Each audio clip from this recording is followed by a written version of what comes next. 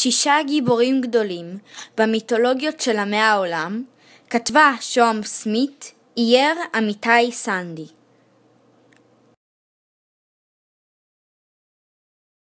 גבורת פרסאוס.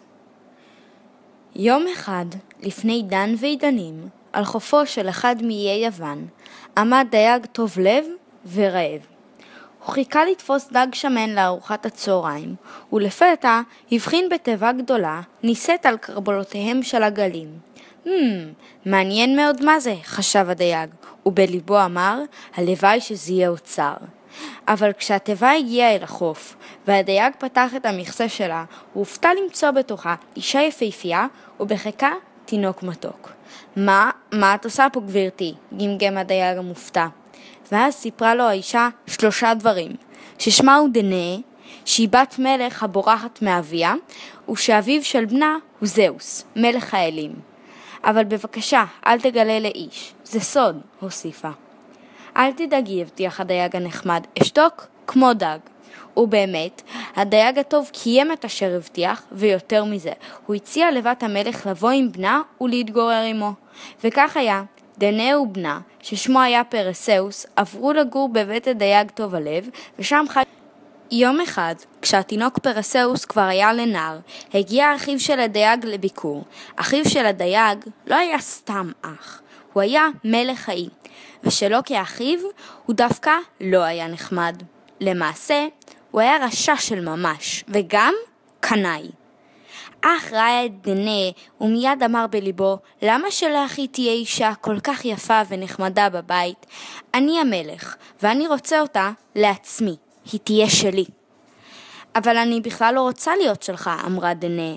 מי בכלל שואל אותך? אמר המלך הרשע. אני המלך ואני מחליט. נדמה לך, קרא פרסאוס, שאומנם היה רק נער, אך כבר היה אמיץ מאוד. אני לא אתן לך להכריח את אמי האהובה להתחתן איתך. אתה, לעג המלך האכזר, ומה תעשה לי ילד? אלחם בך, קרא פרסאוס, אלחם עד טיפת דמי האחרונה. והוא נעמד מול המלך וקפץ את אגרופיו. ככה, אמר המלך, אם אתה כל כך אמיץ, יש לי הצעה. אתה יודע מי זו מדוזה? מי לא יודע מי זו מדוזה, אמר פרסאוס. מדוזה היא מפלצת איומה ונוראה. במקום שיער צומחים לה על הראש המוני נחשים ארסיים, וכל מי שמביט בה הופך לאבן. תשובה מלאה, אמר המלך הרשע, ועכשיו ילד אמיץ, הקשב היטב. אם אינך רוצה שאשא את אמך לאישה, עליך להביא לי את ראשה של המפלצת. אבל אחי, התחיין הדייג טוב הלב, פרסאוס הוא רק נער, ומדוזה היא מפלצת איומה כל כך. אולי במקום מדוזה תבקש ממנו שיביא לך נחש. נחש? נחש אחד? כעס המלך הרשע? או 2, התחנן לדייג. אבל המלך לא ויתר. אני רוצה את ראשה של מדוזה עם כל הנחשים המתפתלים ממנו. 100%, אמר פרסאוס, תן לי יומיים ותקבל אותו. פרסאוס לא הספיק לצעוד אלא צעדים אחדים, כאשר שמע קריאות. פרסאוס, פרסאוס, עצור, לאן אתה הולך? היו אלה אתנה, אלת החוכמה, והרמס, שליח האלים המחונף. אני הולך לחסל את המפלצת, את מדוזה, קרא פרסאוס בגאווה. כן, מעניין מאוד, אמר הרמס. ואיך בדיוק אתה מתכוון לחסל אותה? מה הבעיה? ככה, קרא פרסאוס ונופף באגרופיו.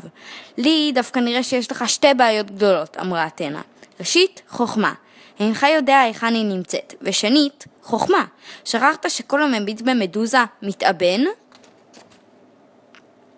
כן, נכון, אמר פרסאוס בעצב, וכבר התגלגלו 2 דמעות גדולות במורד לחייו, משנזכר באמו ובמלך הרשע.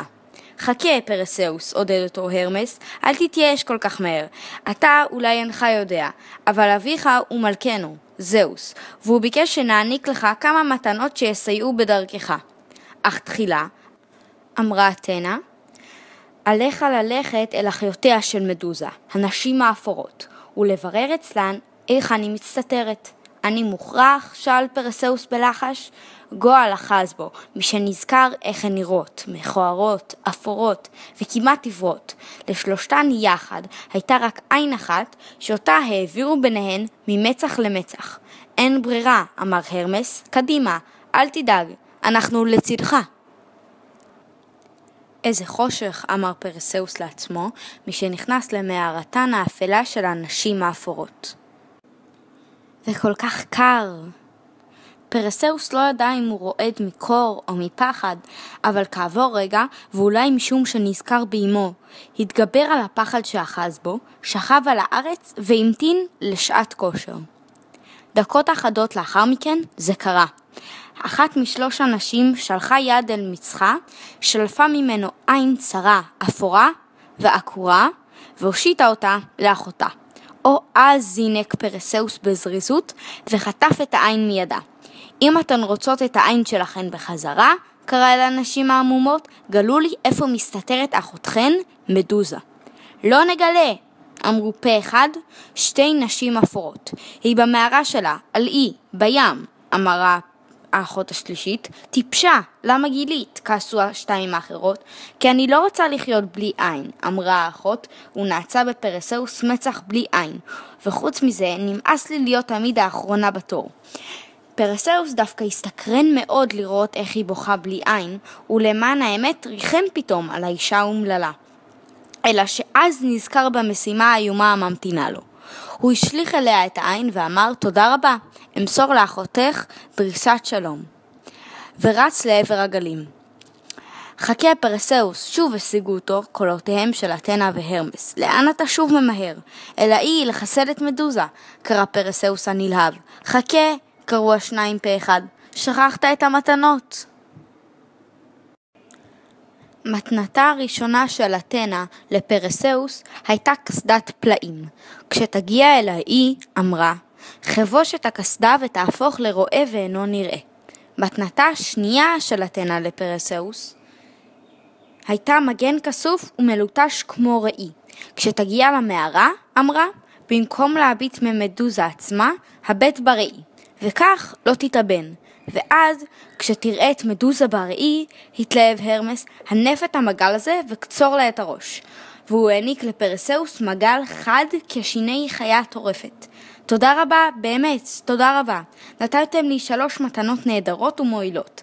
התרגש פרסאוס וקבר החל מודד את הקסדה, כשנשמע שוב קולה של אתנה. חכה פרסאוס, ואיך בדיוק אתה מתכוון להגיע אל האי שבלב ים?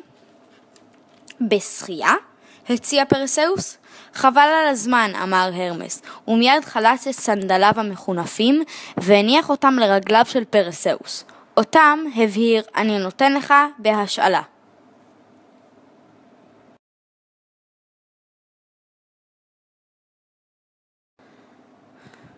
כשהוא נעול בסנדליו המחונפים של הרמס, חבוש בקסדה ומצויד במגן ובמגל, טס פרסאוס כחץ מקשת ונחת בלב האי אשר בלב ים. מרגע זה, שינן לעצמו, אסור לי להביט בנוף, רק במגן. וכך, כשהוא צועד לאט לאט, התקדם פרסאוס עד אשר לפתע שמע מאחוריו צחוק מקפיא דם, וראה על פני משטח הכסף המלוטש של המגן את ראשה של מדוזה, וסביבו מתפתלים עשרות ראשים מבחילים הלוחשים במקלה ארסית. פרסאוס, פרסאוס. פרסאוס כמעט והתאבן מרוב פחד, ולרגע עצם את עיניו. קדימה, הבט בי, פחדן שכמוך, חה חה חה, קראה המפלצת, והנחשים המשיכו ללחשש. פרסאוס, פרסאוס, הסתכל. אבל פרסאוס לא נפל בפח, הוא משל ברוחו, צעד אחורה, תוך כדי שהוא מביט במגן, ונזהר שלא לנעוד על אדמת הטרשים של האי. ואז, באבחה מהירה, הניף את המגל וערף את ראש המפלצת. לרגע עוד נשמעה לחישתם הארסית האחרונה של הנחשים, ואחר הסתרר שקט. פרסאוס מחה את הזיעה מעל מצחו, מיהר להכניס את הראש הקרוט אל תוך שק, והמריא לדרכו הביתה. בינתיים, בארמון המלך שמאחורי החומות, בסמלה מהודרת, ישבה הכלה דנה ובכתה. ובכתה על עצמה ועל בנה, שלא שב מן המשימה הנועזת שהוא לקח על עצמו. הוא לא ישוב, אמר המלך, ועכשיו תפסיקי להיעלל ובואי נתחיל בחתונה. המוזמנים כבר מחכים, זה לא נעים ומאוד לא מנומס לבכות בחתונות. מה יחשבו עליי? שאתה רשע מרושע, התייפחה דנה. ובאותו רגע נפתחו דלתותיו הכבדות של הארמון, ולעולם נכנס אדם לבוש בלויים, מלוכלך ופרוע, שנשא על גבו שק. הוא ניגש ישר אל המלך ואמר לו, שלום לך אדוני המלך, ומזל טוב ביום חתונתך. הבאתי לך מתנה. מתנה? ממך? אביון עלוב. מה כבר אתה יכול להביא לי? שק פחמים? מיד תראה ותהנה, אמר האביון, שלא היה אלא פרסאוס. אפילו אמו לא הכירה אותו, מרוב שהיה מלוכלך, מיוזע ופרוע לאחר מסעו הארוך. והוא פתח את השק, שלף ממנו את ראשה הכרות של מדוזה, ונופף בו אל מול פניו של המלך. בו ברגע הפך המלך לפסל של מלך. ורק אז הבינה דנה מיהו. פרסאוס שלי, זה אתה, בני המתוק והאמיץ. קראה ורצה לחבק ולנשק אותו כמו שרק אמא יודעת. עכשיו, אמר פרסאוס למוזמנים, לא לפני שמיהר להכניס את ראשה של המפלצת חזרה אל השק, יש לנו סיבה נהדרת לחגוג.